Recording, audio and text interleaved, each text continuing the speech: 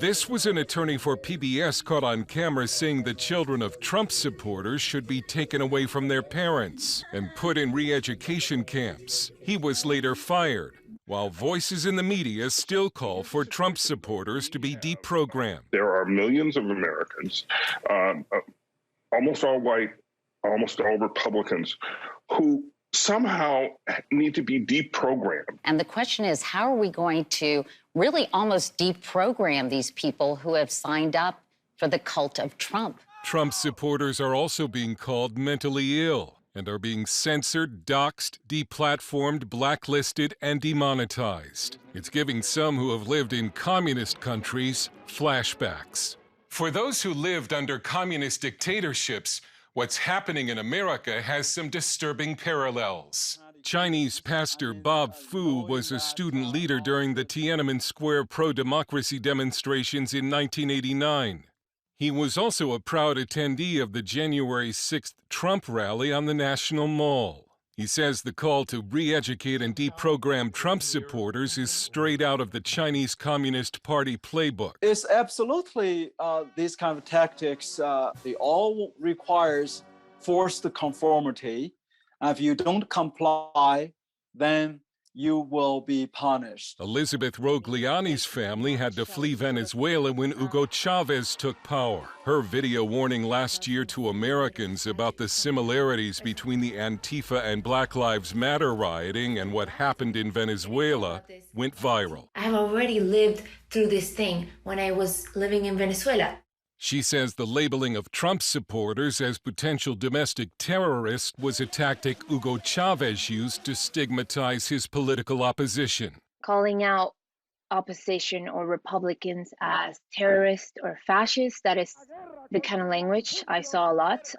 Late President Hugo Chavez used to call us fascists and terrorists as well. Rogliani says one ominous sign for America has been all the conservatives flocking to more secure messaging platforms like Telegram, because that's exactly what happened in Venezuela when the Democratic opposition was deplatformed and opposition leaders began to be arrested.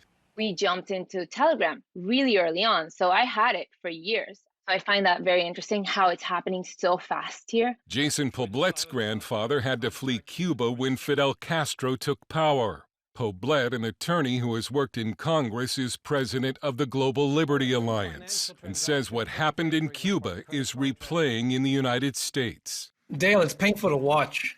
It's not something that I ever thought I would see in the United States. In Cuba, the socialist facilitators had been laying the groundwork. And by the time Fidel Castro rolled in, they had already laid that framework in place to take the government over. German evangelist and author Heidi Mundt grew up in former communist East Germany, which called itself the German Democratic Republic.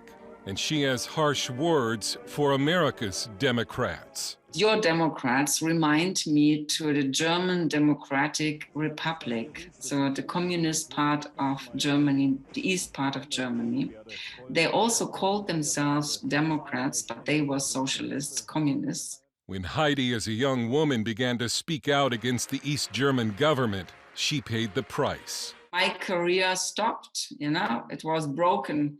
So I could not find a job anymore. Dissidents in East Germany and the old Soviet bloc were also called mentally ill and sent to hospitals, as they are today in China. Children were also taken away from dissidents. In East Germany, they really took away children.